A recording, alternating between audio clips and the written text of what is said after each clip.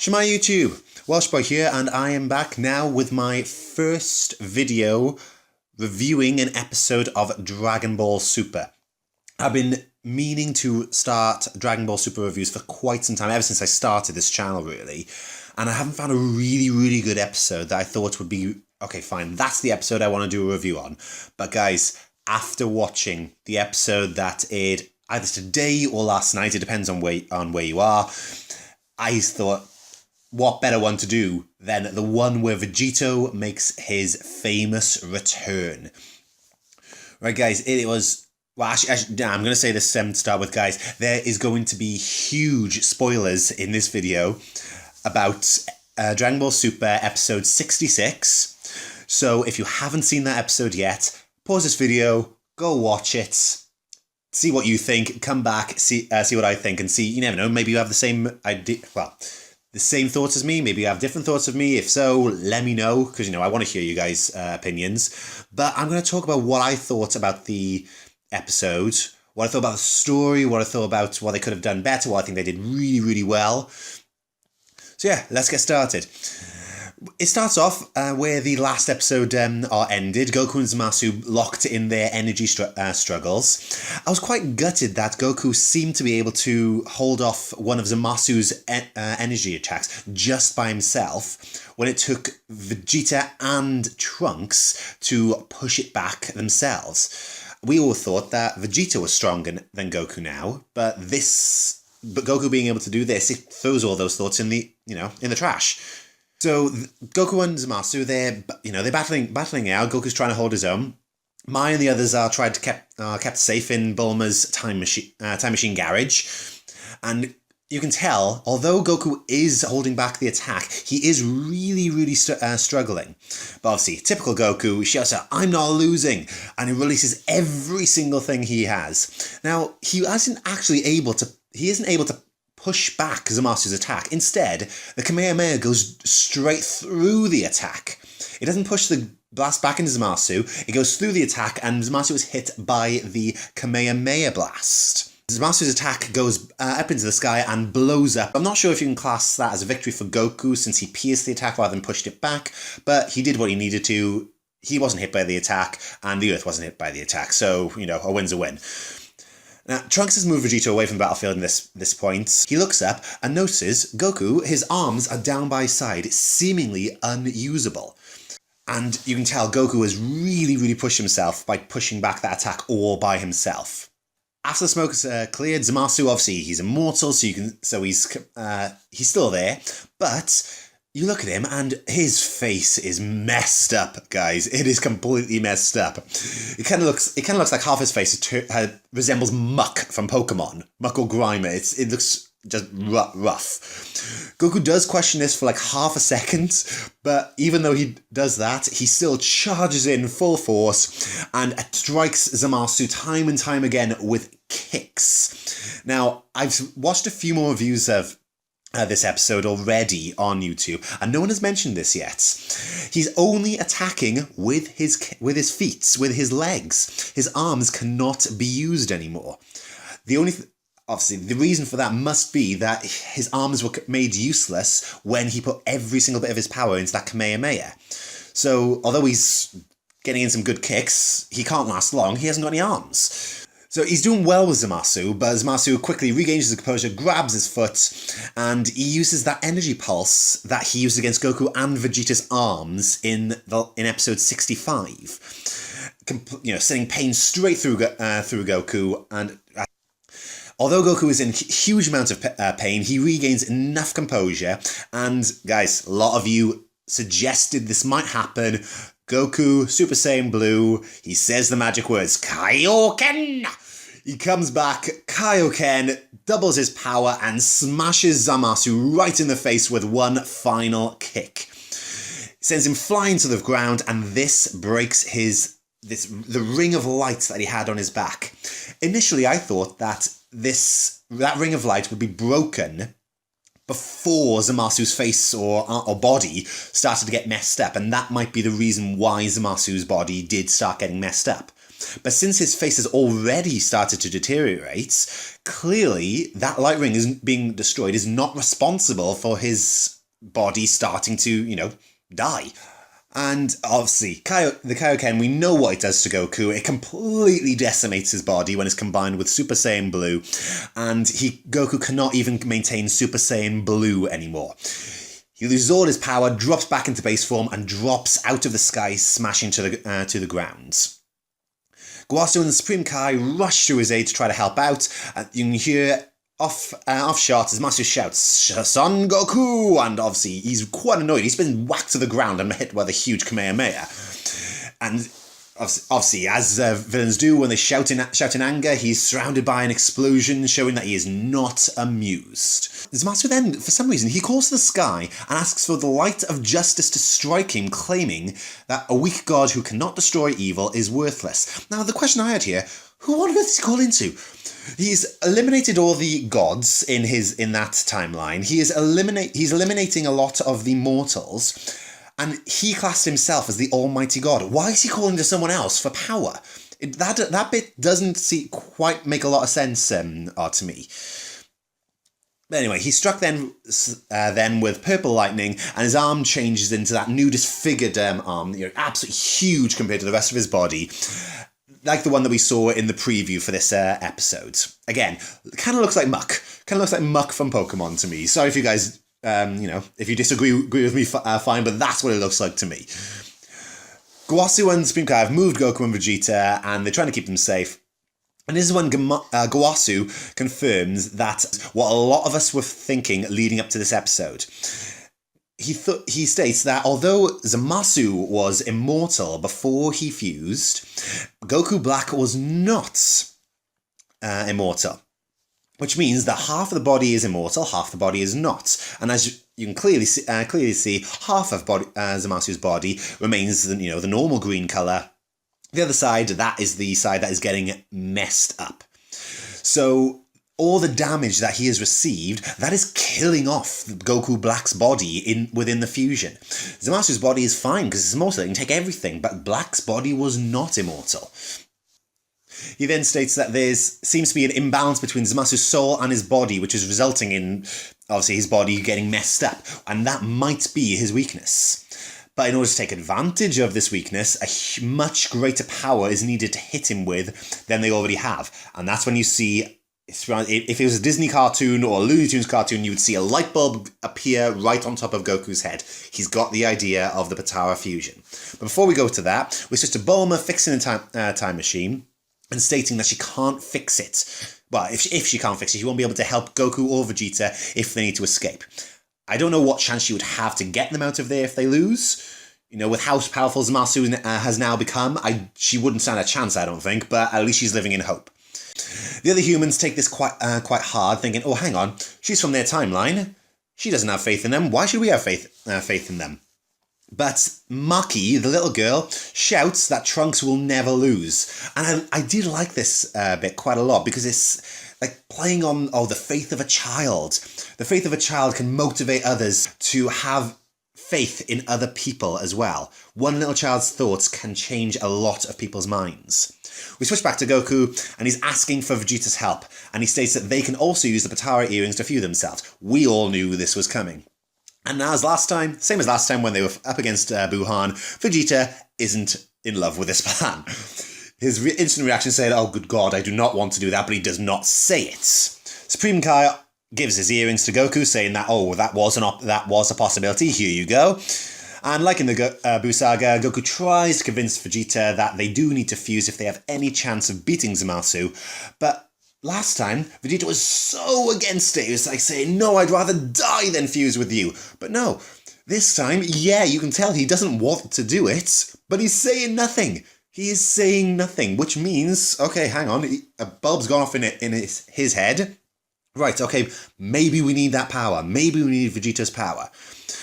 Goku then gets a senzu bean from Trunks, heals himself, puts on the Potara earrings, and hands the others to Vegeta, just like in the Buu Saga. He asks Gowasu that, hang on, last time we fused, we were told that it was permanent, but we defused. Why did that happen? And Guasu, this is where a change happens to what was originally said in the Dragon Ball Z series. Elder Kai told us that the Potara earrings, they had a permanent fusion. When two beings were fused, they could never ever be separated. So Guasu now completely disregards that. He says that unless one of the people wearing, well, he doesn't say one of the people, but I'm assuming it has to be only one of them. Unless one of the people wearing the Potara earrings is a Supreme Kai, the fusion will only last for 1 hour. Now, this seems like a bit of a cop-out to me, personally. I mean, you know, if we had Vegito there the whole time, yeah, granted, he'd be able to give Zamasu a run for his money. But now, all of a sudden, there's this magic time limit on it. Why didn't Elder Kai know of it? How come Gowasu knows about it, but Elder Kai didn't? How come Supreme Kai didn't? How come no one seemed to know about this but Gowasu? It seems really, really odd to me that they change it so much. I mean, it makes a bit more sense now why Vegito defused in the Buu arc, but I think they could have done something better than this rather than just introduce a new time limit. Maybe Zamasu could have found a weakness to the Potara earrings and fused Vegito during their fights, or, you know, he had maybe a technique that would diffuse them. I don't know. Personally, though, I think that adding a time limit to the Potara fusion just... I didn't like it. Personally, guys, I just didn't like it. Sorry if you disagree with me, but I really didn't like it. Anyway, getting back to the action. Vegeta, obviously, he doesn't want to fuse, but he hasn't got much resistance because he knows that this is our only choice. This is our only choice. And Vegeta actually shouts at Goku, "Shut up, another word and I won't do it." Which shows already he's decided in his mind, okay, fine, we've got to do this. I don't want to do it, but I'll do it. He then eats his own Senzu Bean, puts on the earrings, and says, okay, I can deal with it if it's just for 1 hour. I don't like you, but I can deal with it for 1 hour. And then, the moment we've all been waiting for, Vegito returns with his opening line, "All right," or "Yosha." I think that's how you say it. Guys, I'm sorry if I'm saying that wrong, but that's what he says in Japanese. I just remember "all right" from the English dub of the DBZ arc. I did expect a more grand entrance for Vegito this time around, but I suppose they couldn't have done a huge amount more because all of a sudden now, Potara fusion isn't as grand as it used to be. No, it's not permanent anymore, so it's not as big a deal, the two of them fusing, as it once was. One thing that I found odd was that Zamasu asks, "Who are you?" You know, mate, you've just fused with the Potara earrings. You've just seen two guys with something glowing from their ears, and all of a sudden, now there's one guy. Surely you can guess that they have done what you've just done. Okay, Vegito introduced himself and in a similar way that he fought with Buhan, you know, "I am Vegito." He then transforms into Super Saiyan Blue, stating, "And this is Vegito Blue." Kind of a cross between Vegito going Super Vegito against Buhan, and Goku demonstrating the Super Saiyan forms to Babidi and Buu. I did quite like that crossover there. As expected, Zamasu claims that this new transformation cannot stand up to a god, and throws another huge energy blast attack at Vegito. Although Vegito is able to destroy it with a lot of ease, he did struggle for a second. You could see him. He held his hand out. He wasn't struggling that much, but he kind of hesitated a bit, saying, "Ooh, hang on, what the hell's going on here?" You know, obviously he didn't say that, but you can tell by his reaction that he did not get aside as easily as he expected it to. Well, as he expected him to be able to. And it was at this very point that I thought, thank God, Vegito's not going to easily overpower this guy. He is actually going to have his hands full. Because if he did completely overpower Zamasu, that's just going to be like a repeat of Vegito up against Buhan. And, you know, sorry, we do not want a repeat. We want to see that. We'll just go back and watch Dragon Ball Z. Okay, and that's when, you know, we jump to an ad break, we come back, and Trunks is shocked by the energy that Vegito is giving off. That confused me just a little bit. I think that's just a tiny little inconsistency. How can Trunks sense Vegito's energy? He's Super Saiyan Blue. Mortals should not be able to sense Super Saiyan Blue energy. So, yeah, that's only a tiny little thing, but a little inconsistency nonetheless. Zamasu accuses Vegito of copying him by fusing with a Potara, claiming that the gods are beautiful and mortals want to imitate them. He claims that what is done by the gods is good, but when it is copied by the mortals, it is a sin. That is a huge amount of hypocrisy there, but it shows how full of himself Zamasu is. The second line is finished. Vegito, boom, smacks Zamasu right in the face, kicks him to the side, and claiming, hey, you left yourself wide open there, I had to attack. He then taunts Zamasu in the only ways Vegito could. Yeah, you think you're a god? Come on then, come try and squash me. That is definitely Vegito. That is Vegeta's cockiness straight up then. Zamasu gets up and throws a punch which creates a shockwave that heads to Vegito. And I gotta say, Vegito's reaction was incredible. He said, whoa, that is so powerful. I get hit by that, I am gonna be hurt. And we've never seen Vegito actually afraid to take on an attack before. So he avoids it. Zamasu smacks him down. Both get back up and engage him. Obviously, Dragon Ball Z fight. Boom, boom, boom, boom, boom. Energy blasts combining to each other, smacking, kicking, everything they can possibly get. But Vegito is actually trying really hard to keep up with Zamasu, and so is Zamasu. They're both trying their hardest. Vegito is having a hard time here. Vegito is able to get the better of Zamasu. He gets him down and asks if that's all the strength the god has. Zamasu tells him, don't get, I think the word he used was pretentious, but basically he just said, don't get cocky. Breaks free, an explosion of energy, throwing Vegito back, and we actually hear Vegito shout out in pain. We've never heard that before. Vegito's actually been hurt, if only slightly, he's actually been hurt by that blast. They then locked in the, mother of all fist bumps in the world, smack, and they're both screaming, trying to push the other back. But surprisingly, Vegito loses. Vegito loses that engagement. He's thrown to the ground, and Zamasu tries to finish him off with a psionic blade. Vegito throws up his own spirit sword and sticks it through Zamasu's chest, stating, hey, I can do that too. Which, again, shows Vegito's cockiness. And this time, although Zamasu is still technically kind of immortal, it has hurt him this time. It really has hurt him, and he's kind of confused as to why it has hurt him. Vegito's goading Zamasu, questioning his immortality, and Vegito then claims, oh, you're no longer immortal, and your plan is no longer going to go into work, because Goku is now a part of your body and always will be. Zamasu, this is the bit that confused me to no end, and however much I think about it, I can't think of any other explanation other than Zamasu's lost it. I think he's completely and utterly lost it. Zamasu claims that he wanted Goku to be a part of his body. He breaks the spirit sword and states that he had taken on all of the failures of gods and mortals by fusing with Goku's body, and he's just trying to make himself out to be some sort of martyr. There's no other way I can think about it. He's lost it. I think he's completely and utterly lost it. Yeah, he was a bit mad before, but now I think he's actually snapped.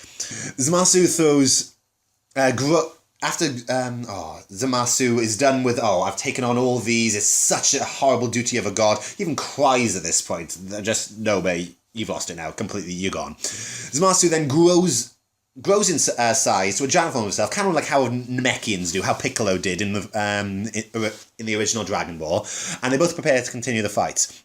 We then switch to Guasu and the Supreme Kai, and Guasu claims that the ugly form of Zamasu is now due to his complex emotions about why mortals make mistakes, why gods forgive mortals, and why gods and mortals share similar forms. This kind of is contradicting what he had already said about his body going and starting, to be deformed because only half of the fusion is immortal. This makes absolutely no sense to me, as surely emotions shouldn't change your form that radically. I know this is, Dragon Ball Z, and emotions can change your appearance slightly, for example, Super Saiyan. But it's the first time we've seen it to this extreme. To be honest, I think that the main cause of Zamasu becoming this ugly form is because Vegito and Goku have been able to partially kill off the part of this fusion, which is Goku Black. And him reacting this way is the only way the body can be held together. So although Guasu does claim that ugly form is down to emotions, personally, I don't believe that way. I think it's because Goku Black's body is dying inside the fusion. That's my belief. Bulma and Mai show up in the time machine. Mai hands Trunks the broken hilt of his sword. Seeing that Trunks can see the hopes of everyone else who's back at the shelter, saying, "Go on, Trunks, don't give up." And somehow or other, he's able to create his own version of the psionic blade technique to repair his swords. The amount of techniques Trunks is getting really silly now. Really silly now. He has the Masenko, he has the Gallic Gun, he has the Final Flash, the Mafubo, which he learns in seconds, and now he has the psionic blade technique. Sorry, writing is starting to get a little hard to believe now. I know, he's probably a prodigy, but he should not be able to learn things that quickly. He flies off to join the battle against Zamasu. I'm not sure how he thinks he can help. Zamasu's giving Vegito a hard time. Trunks technically is maybe on the level of Super Saiyan Blue, Goku and Vegeta before they came back this final time. Before. Not since they've come back. Before they came back this last time. So I don't see how he thinks he can help, but I'm guessing, fine. I don't care if I die, if I can buy a second for Vegito, I'll do it. Vegito has Zamasu on the defensive and tries to end it with a final Kamehameha. I have to say, guys, love this attack. Absolutely love it. I saw it for the first time in Xenoverse 2, but it looks so much better in this. Both stances, arms out to the side for the final part, and then in the Kamehameha stance for the final Kamehameha. Beautiful. Inside the beam is blue like the Kamehameha, and a spiral of yellow energy on the outside for the final flash part of it. It looks awesome. Vegito thought that was going to end it, but no, Zamasu jumps up out of the smoke, barely scratched by the attack. Vegito is getting annoyed by this point. He can't believe that Zamasu is still kicking, basically. So he uses instant transmission to get in close and hits him with a full power punch. He says, "Say goodbye," whack. The second it makes contact, fusion, boom, ends. Goku, Vegeta are back, and not just back, in their base forms. They don't even defuse into their Super Saiyan Blue forms. Supreme Kai and Guasu, obviously surprised. Hang on, it hasn't been an hour yet. Why have they defused? But Guasu states this is very, very similar to Super Saiyan 4 Gogeta in GT, that Vegeto's used up all the power he can to sustain the fusion, and that is why it has ended early. That is a huge link. They must have gotten that from GT. I can't see where else they would have gotten that idea from. Zamasu sees his chance and throws his own punch, knocking both Goku and Vegeta to the ground. Since the screen went red here, I thought, good God, has that actually broken their necks or something? But no, they are still alive. He tries to kill them with Psionic Blade, wasting no time. He's not going to give them a chance to come back now, which is the first time I've seen a Dragon Ball villain do this. He said, no, I'm not giving them a chance now, I'm going to kill them straight away. And in the nick of time, Trunks, he's there with his own sword and blocking Zamasu's Psionic Blade. What is with Trunks' power at this point, guys? What is with it? I'm sorry, he is Super Saiyan 2. He has this new form, which seems to be a cross between Super Saiyan Blue and Super Saiyan 2. We don't have an official name for it yet. And I understand, fine, he's probably about the same power as Super Saiyan Blue. But this Zamasu was just giving Vegito a hard time. There is no way that Trunks should be able to block that kind of attack. There is no way he should have that kind of energy. Trunks is thrown to the ground, and both blades lock together as Trunks struggles to keep himself safe. Trunks gives a hero speech about, mortals being able to survive together and that he's fought to protect everyone. I'm sorry, but I like Trunks as much as the next guy. This makes no sense at all. Maybe I could have gotten on board with him blocking the first attack because Zamasu wasn't expecting it to be blocked. But he should not be able to overpower Zamasu. There's no way. Trunks begins radiating a godlike light, and actually, at this point, I did expect Trunks to go Super Saiyan Blue. That would have made a bit more sense as to why he is so strong. But now that I look back on it, I realise, hang on, Super Saiyan Blue is only achieved by a calmness and full control of your ki. Through a rage mode, it's never going to be unlocked. And Trunks was definitely enraged at this point.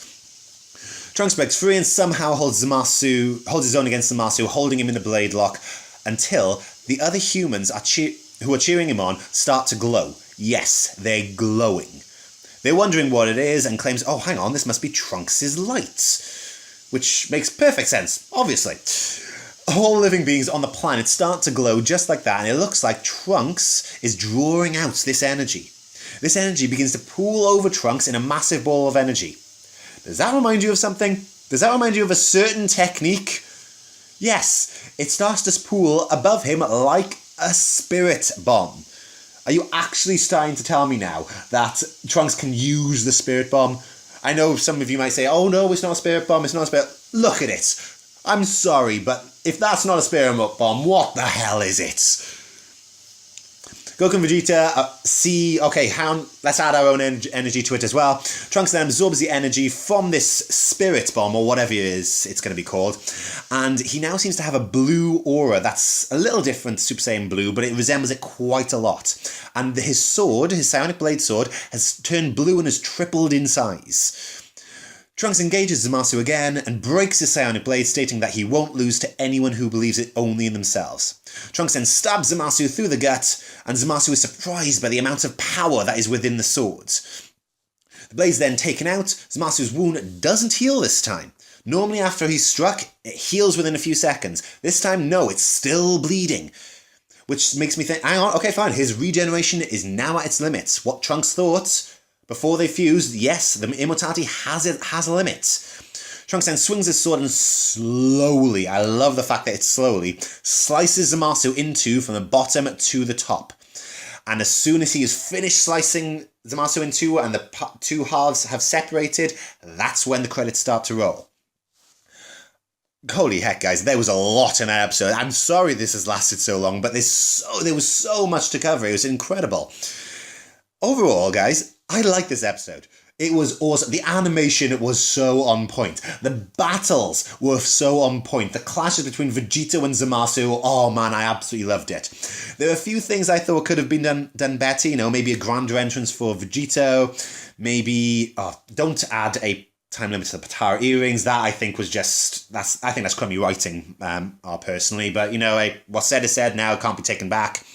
And sadly as well, there are still a few inconsistencies when it comes to power levels. But we know, we've learned that by now, Toriyama will never be consistent with his power levels. We learned that as soon as we saw Super Saiyan 2, Trunks was able to keep up with Super Saiyan Blue Goku. We know full well Toriyama will never keep power levels consistent, it's just not going to happen in this series. I love the fact that Trunks got the kill on Zamasu. He truly deserved it, but I don't think he should have gotten the kill in that way. I don't think he should have been able to overpower Zamasu in any way.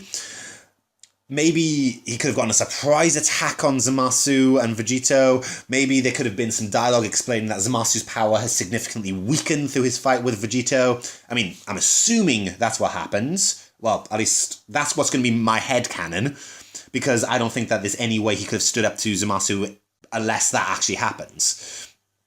So overall, guys, incredible episode, really, really good. Few inconsistencies here and there, few rule changes, but nothing that is completely beyond the realms of possibility. Some things are close with Trunks' power level, but only close. It's still believable to an extent. So now we got to wait for next week's episode, and it looks like it's going to be the end of this arc. We see Goku, Vegeta, and Bulma at peace. Back in the future, I'm assuming, we see Whis and Beerus looking kind of serious, so something's clearly happening in the next episode. And it looks like Zeno himself appears in the next episode. Not sure why it looks like he appears in the future given his backdrop, but he might appear in the present, we don't know. So we'll have to wait until next week to see what happens. Right, guys, I'm so sorry that's lasted so long. I did not expect it to last half an hour, but I've never seen an episode where so much needed to be covered. And if you've lasted this long, you absolutely rock. Thank you so much for watching this video, even if it's been so long. That has been my first ever review of a Dragonball Super episode. I hope you enjoyed it. If you agree with what I've said, please chuck it in the comments or throw me a like. If you disagree, let me know what you disagree with. What do you think was good in this episode and what do you think should have been done slightly differently? I want to hear your views, guys. Really, I do. I don't just want to rely on my own views. I get sick and tired of myself talking eventually. So please let me know what you think. Right, guys, that is my first ever review. I'm hoping to do the same next week as well. So I will see you in my next video, whether it'll be Xenoverse, Dokkan, or my review. I'm not sure. It'll probably be Dokkan, knowing my luck. But I will see you in my next video. Cheers, guys. Thanks for watching. Ta-ra!